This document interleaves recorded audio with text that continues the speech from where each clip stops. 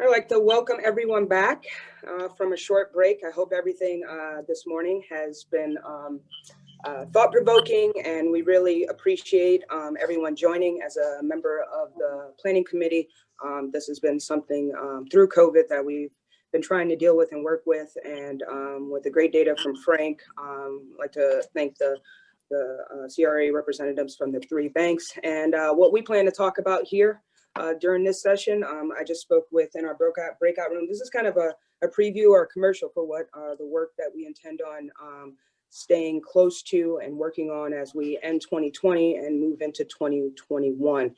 We're going to discuss the new Cuyahoga County banking service contract signed with KeyBank earlier in 2020, which includes commitments intended to ensure the credit needs of underserved communities within the county are being met and overseen by a community oversight and advisory committee. Like I mentioned, my name is Keisha Allen, and I'm the executive director at Home Repair Resource Center located in Cleveland Heights. Quick logistics, if you have questions about the subject or for any of our panelists, feel free to click the 3 buttons on the top right of your screen. We'll have an option for chat, list questions in there, and me and the tech team will be monitoring that. During my brief overview, we'll share the commitments outlined on the contract for you to view, and you can find a copy of the commitments listed in the program brochure, which will have a link in the chat box throughout the presentation. So today our panelists include Deputy Chief Economic Development Officer for Cuyahoga County, Paul Herdig, as well as Cuyahoga County Councilman representing District 8, Pernell Jones Jr. I'd like to thank both of them for being with us today. And I'm just going to kind of give a brief history of how we got to this point. What's cool about this is that our region is known as the pioneer in crafting responsible banking orders. Or responsible banking ordinances. And these ordinances seek to leverage responsible loans, investments, and services from financial institutions receiving municipal deposits and other city business. These ordinances require the institutions demonstrate a commitment to serving modest income and minority neighborhoods. And they also establish oversight bodies, data reporting requirements, evaluation methods, and public input mechanisms. So the goal is to hold the banks publicly accountable, something that we're all very, very passionate about in this group today, and increase their responsible lending and investing in neighborhoods. So in 1991, former Cleveland Mayor Mike White and his administration began what was called the City of Cleveland's Neighborhood Reinvestment Program, CRA, but Cleveland Reinvestment, at the time when financial institutions were withdrawing or reducing their investment in urban areas throughout the city. So the intention of the program was to utilize the federal CRA secure commitments from local institutions to increase their investments in the city's neighborhood. And with the HMDA data in 1975 and the CRA Act of 1977, we were able to highlight the disparities in lending, but that was from a national level, right? And oftentimes banks would often do what they needed to do for the hope of being able to absorb banks, expand, or trying to do anything to grow their mark. So the tool of a local responsible banking ordinance or a contract with attached commitments allows for cities, and in this case, Cuyahoga County, to leverage the assets to reward the bank with the hopes that we get an increased commitments. So initially, like I said, we are one of the pioneers actually having this legislative ordinance passed. Since then, in 2010, this has been something that's gone as far west as Los Angeles and up the coast all the way through Boston, where cities are actually requiring banks participate or go through this process in order to increase the investment. So the initiatives did not come without pushback at onset, as members of the banking community felt the new reporting requirements will be too costly to implement. But the incentive to keep doing business in major cities such as Cleveland and the opportunity to score highly on the CRA exams to expand, purchase, or absorb other banks provided to be greater than the pushback. The city of Cleveland to this day continues to issue RFPs or requests for proposal every 4 years. and measure the performances of each applicant based on the number of valuation points. That's included but not limited to home purchase mortgage loans, home improvement loans, equitable contributions to CDCs and community agencies, and etc. So to that end, Cuyahoga County Executive Armin Budish and his administration completed an RFP process earlier this year in which they selected KeyBank to serve as the depository for $600 million of county funds. Prior to the RFP process, a joint committee of housing stakeholders, housing research advocates, and members of the Greater Cleveland Reinvestment Coalition provided the county with a list of recommendations with the goal of maximizing the success of the depository contract. Among the recommendations, there was a desire to establish local implementation through an oversight committee. This would be in conjunction with the Cuyahoga County's Community Development Committee, county stakeholders, research members, members of GCRC, members of the administration, and KeyBank representatives.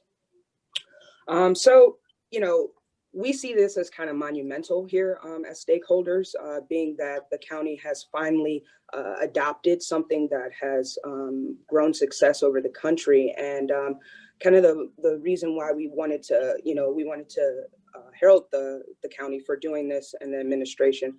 But, you know, as stakeholders, we also want to make sure these aren't just 13 things on a piece of paper. We want them to be implemented into our communities. We also understand how much $600 million is from a bank who is centered in our hometown. And again, I want to bring Paul into this conversation or discussion because I wanted to kind of go discuss what went into the RFP process, how the county kind of came about to getting to this point where they actually issued one. What are the kind of measurements that you use to select Key, and how's it going in regards to implementing these commitments? Thanks, Keisha. And let me say, it's a pleasure to see so many people that I've not had a chance to see for a good 6 to 7 months now. This isn't the same as being in a room with you all, but it's partway there. So good to see everybody. Today, I want to talk a little bit about the work that we've done here within the county administration building on the administrative side to try to start to build into our contracting process with the county's banks some measure of the good work that was brought to our attention, the great advice we were given. I stepped into the middle of an RFP process. I need to give the credit to Ken Surratt. Not sure if Ken's on the call today, but as our Deputy Director for Housing Policy, Ken worked very closely with the county executive, with the county treasurer, to make sure that when the RFP was issued for the current banking services contract, it did take into account measures of service to the community. Ken has gone on to a great position at the Federal Reserve. I was privileged to be able to step into the review process and use the fruits of the good work he helped them do as we actually looked at proposals. We received 6 proposals from banks, from national banks, to serve as depositories for Cuyahoga County in one capacity or another. Each of these proposals was lengthy. Each of them was quite detailed. The bulk of the questions that were asked the banks had to do with the very technical details of what it means to manage cash for a large $1 million operation like Cuyahoga County. There's a lot that goes into this. It has to be done correctly. There's a lot of rules, audit requirements we have to meet. But for the first time, there was a section of the RFP that specifically asked questions about the bank's service to the community. Some of the questions invited open-ended answers. They invited banks to describe how they serve the community. Some of the questions were quite definite. They were basically list all your branches in Cuyahoga County. And the biggest data request was essentially a request for the bank's Home Mortgage Disclosure Act data, their HMDA data, for the current reporting period.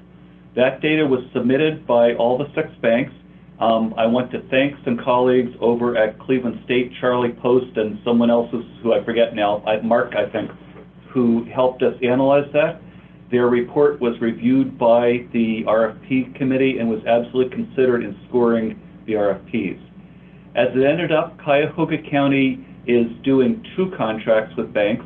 The larger one is with KeyBank, what we're here to discuss today. There's also a contract with US Bank, which serves as a custodian. This has mainly to do with receiving payments on bonds, but there's more to it than that, but it's kind of technical. But by far, KeyBank is the larger and much more high-profile contract. So during this process, we again received a lot of interest, a lot of advice, a lot of comments from community advocates, many of whom are here today, and we wanted to try to incorporate that as best we could. It's important to note that the RFP as issued was for banking services. It was not for banks to make commitments to do community lending. They were scored on their record, but they were not asked in the RFP to propose a community lending program. So we had somewhat limited negotiating room. In government procurement practice, you have to be a little bit careful. You can really only negotiate what you said you wanted to negotiate. We did, however, manage to inject into the negotiations with KeyBank, once they were the highest ranked for the big contract, a discussion of 13 community commitments. That discussion was actually led by the county executive. We had a number of meetings sitting around the executive's conference table. He was leading the meeting, advised by county officials, and a team from KeyBank was sitting at the table, led by Don Graves and some of his colleagues. But Armand himself was very interested in this and really had a lot to do with crafting these 13 commitments.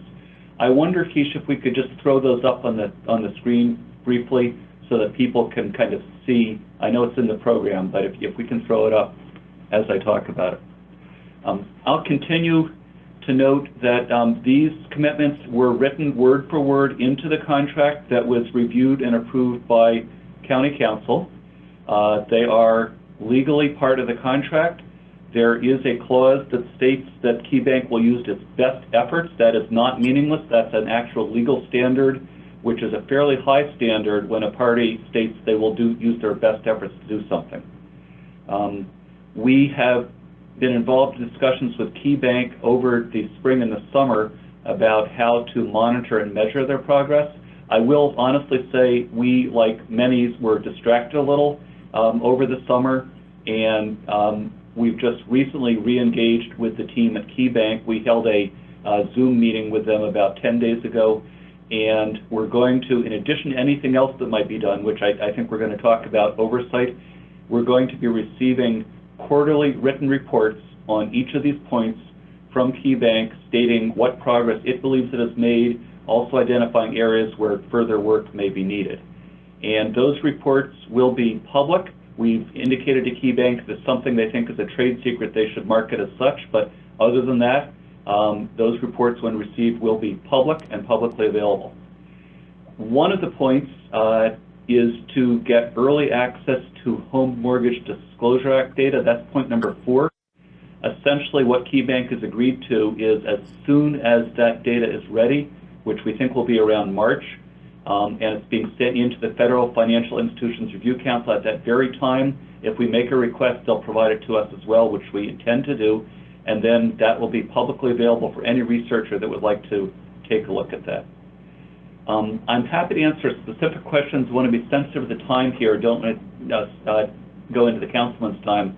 But I will indicate the administration's point of view is we view this work with KeyBank as a partnership where an earnest effort on both sides is needed and is happening to make progress on all 13 of these points. And we're trying to work with KeyBank in that spirit.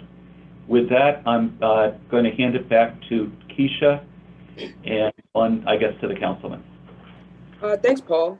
And so just kind of a follow-up question, kind of how I was mentioning, the city of Cleveland actually has, a responsible banking ordinance. Do you see these efforts on the way to actually having the county pass some type of ordinance so there's a legislative teeth in which the banks would be held responsible? Right. Thanks, Keisha. To some extent, I want to defer legislative matters to the legislative body, but I will say that the administration is perhaps a little bit newer to this than the city of Cleveland. We were trying to be informed by the good work that's been done there, and I would say that the county executive is very committed to making these commitments become real. In particular, in recent weeks, not just weeks, but for some time now, the county executive has been really pressing to see what we can do about the small dollar mortgage issue. And I will say this is not just limited to a set of 13 commitments. It's really comprehensive to say, what can we do to encourage all lenders, all banks, to really have more funding available for homeowners to purchase these lower priced homes, not below their value, but it just so happens right now that, you know, the 50,000, 75,000 segment is an area of need. So there's a great commitment of the administration to trying to advance this work. I would say that the means are still under consideration, but we don't rule out any means that may be appropriate. Thank you, Paul. And I just want to kind of follow up with that with what Councilman or Executive Booters said, and I quote, "I want to thank KeyBank for their important partnership with the county. Key won the RFP for the county's banking business before making these additional commitments. But during the course of our conversations, we asked Key to step up their efforts to help people with low and moderate incomes to purchase new homes, rehab their existing homes, and invest in small businesses. The commitments Key is making are keeping with their community benefits plan, and they promote our shared goal of economic and residential equity and inclusivity," end quote. So thank you, Paul, for that.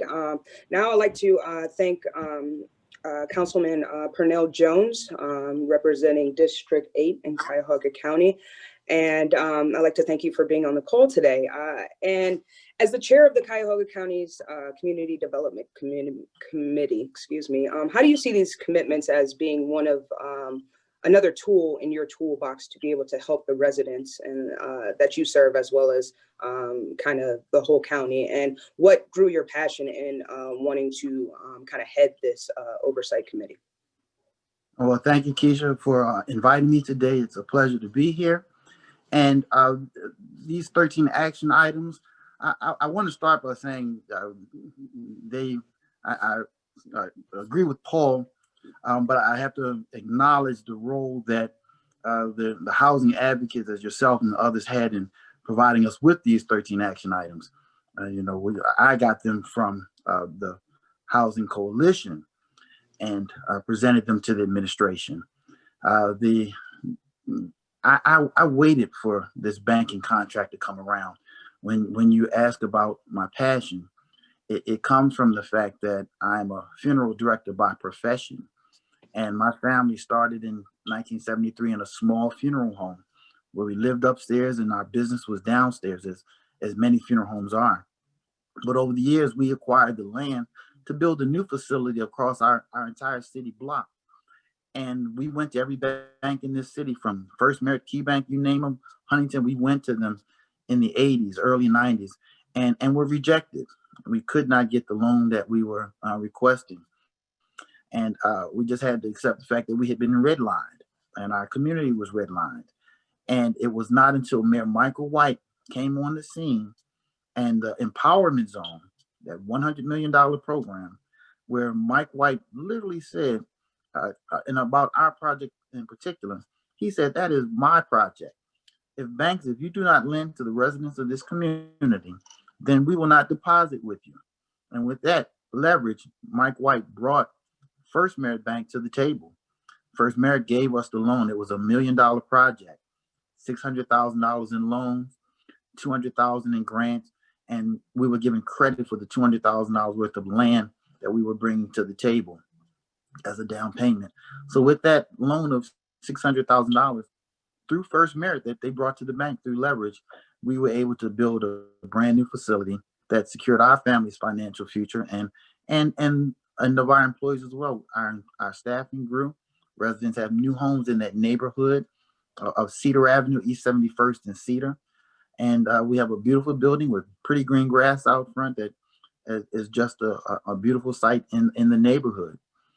And then my opportunity came to run for elected office. So as a county councilman, I look back to what was done for me, and all I'm simply trying to do is give back in the same way that was given to me. To partner with the banks and say, continue to green line, not red line, but green line our community. Make sure the credit flows as it should. Those 13 action items move us in that right direction. So when the banking contract came around, I did present these action items to Chris Murray.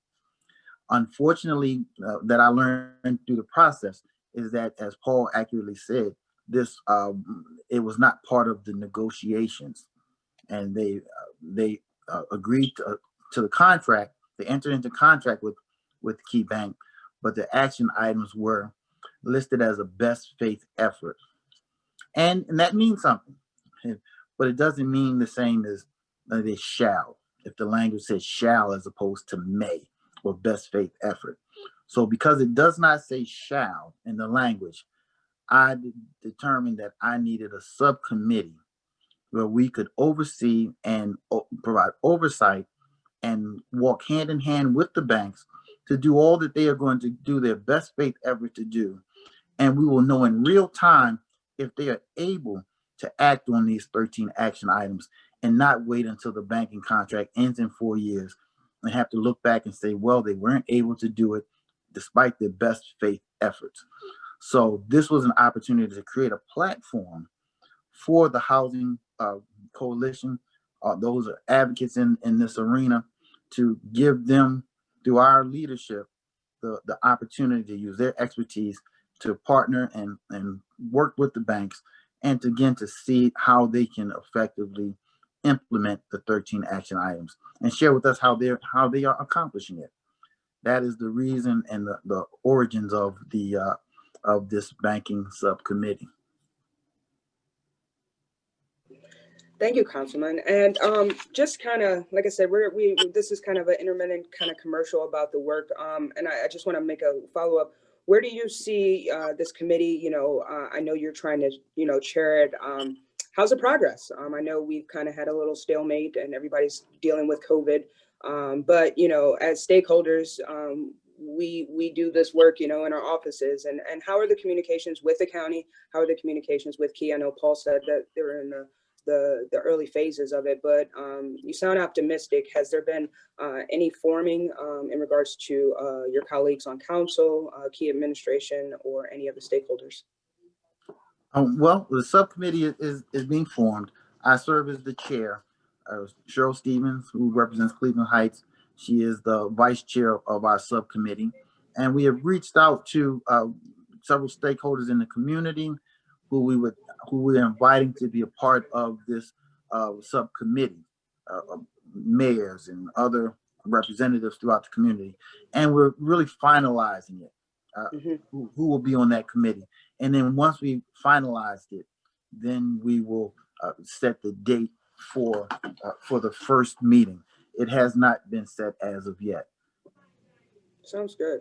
Sounds good. Well, I know all the members on this call are very excited about the work that you all plan to do, the passion that you have for this subject. I want to thank Paul for providing kind of the administration part. And, I really, would like to, keep all of us aware that, these commitments are out there. And just as the Councilman Jones said, shall, we're glad shall's not in there, but we need to hold the county accountable. We need to hold Key accountable, because what we're trying to do is progress fair lending, and it's directly linked to the progress of the county. And we can try to expand and strengthen our tax base, which we really strive to do by having these types of commitments and groups. So without progress on fair lending, the county tax base will shrink, and important services to Cuyahoga County residents will also shrink. And furthermore, the largest piece of capital for the people generally inherit is their property. So I would like to open, if anyone has any questions. Like I said, we, as a planning committee, we hope to have a brown bag probably in late first quarter to update the group as to how that planning with Councilman Jones is going, as well as with the county administration. And yeah, if anyone has any questions, I'll open it up to that for the councilman or Paul or myself. And if there are no questions, I would like to thank Councilman Jones. I would like to thank Paul Herdig for joining us to kind of provide this information to the group, and I will shoot it back over to Chip. Well, I have a quick question. Okay. So there is an advisory committee that has been set up, and I was wondering if they could maybe describe membership of the advisory committee and the process by which they would see the advisory committee operating. I believe Khalil Sarin is with us, and he could supposed to be remembering all the names from the mayor of Maple Heights to Sally Martin, I believe, representing the mayor. Khalil could probably give us the exact list. Sure. So right now, as the councilman mentioned, right now it's still being formulated. There was a little bit of a hiccup in membership, but we're sort of trying to figure out and round out the membership. But so far, we've got commitments, as the councilman mentioned. He'll be chairing. Councilwoman Stevens will be vice chair of the subcommittee. So far, we've already got commitments from Mayor Blackwell, Mayor George in Lakewood, Mayor Wheelo, Mark McDermott, Barbara Anderson, Gary Benjamin. I will also be serving on the subcommittee as a member, and we're looking to round it out. But we've still got some questions out to see if another member would be willing to and able to join the committee. And so as it would operate according to council rules, advisory subcommittees are allowed, and it would operate basically in a similar respect to how a committee of council operates. All meetings are public. There will likely be room for public comment and input from the public. There will be opportunity for bringing in members of the advocacy community to provide information, to provide insight into research and activities on the ground, to think about the questions of reinvestment needs in the community and how they relate to the reinvestment efforts, not only of our current banking partner, but of banks in general in the area. And part of the purpose of the subcommittee is to consider what we'll do next and what things will be in the RFP, possibly even before an RFP is released for the next banking contract. We might be looking at sort of a notice of funding almost kind of situation where we express very early on what we expect the requirements to be for continued partnership or additional partnership with banks for banking services, and sort of incorporating more fully the community reinvestment needs of the community into those banking services contracts a little bit more robustly and proactively. So that's, I think, how it's going to operate. It'll operate much like a committee of council. I think we anticipate something like a monthly meeting schedule. That's obviously tentative, and the subcommittee will determine for itself what needs it has and if those needs fluctuate throughout the time of its existence. That's great, Khalil.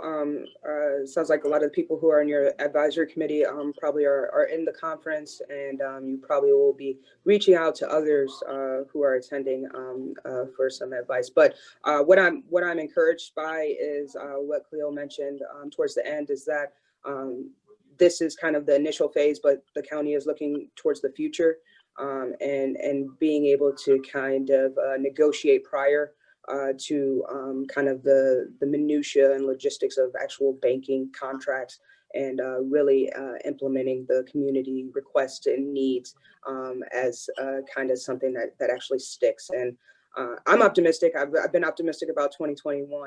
2020 has been rough for a lot of folks, but you know, we can only go up from here, I think. Like I said, I'd like to thank Khalil. I'd like to thank Councilman Jones, as well as Paul. Does anyone else have any further questions? Keisha, you also made a comment that I didn't want to leave hanging. You asked about legislation. Yes. Yes. I am certainly open as I continue to look at the landscape, look at what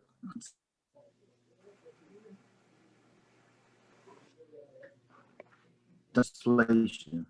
So that will lead to further conversation, I think, with ourselves, with everyone involved, as to what that might look like, and in time what is introduced. Because with this current one,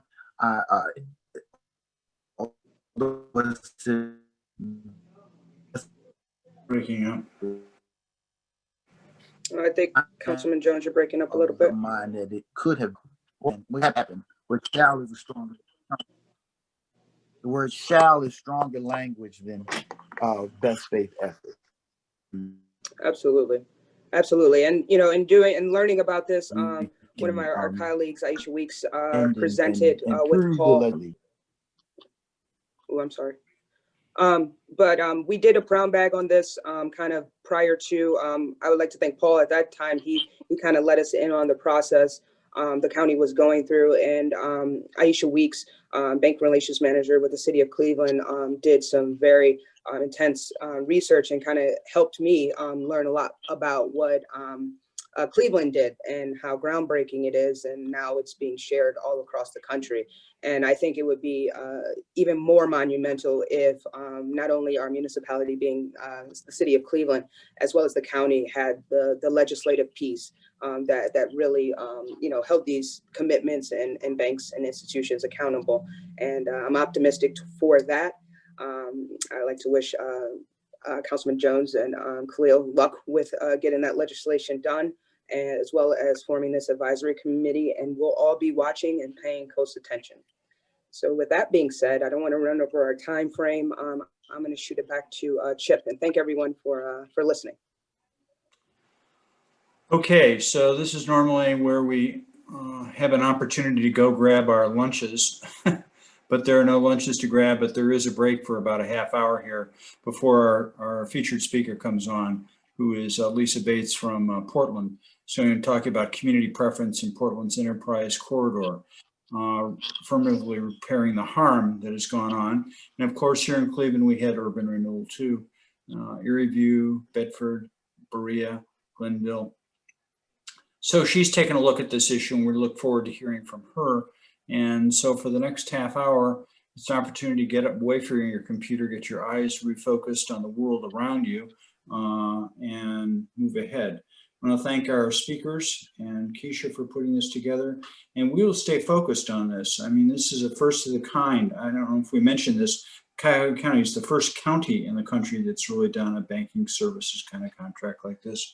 Many municipalities have, of course. So we'll take a break from here and look forward to getting everybody back. And just remember to stay on your computers and use your speaker view so you can see the speakers who are talking. Thanks so much, and goodbye.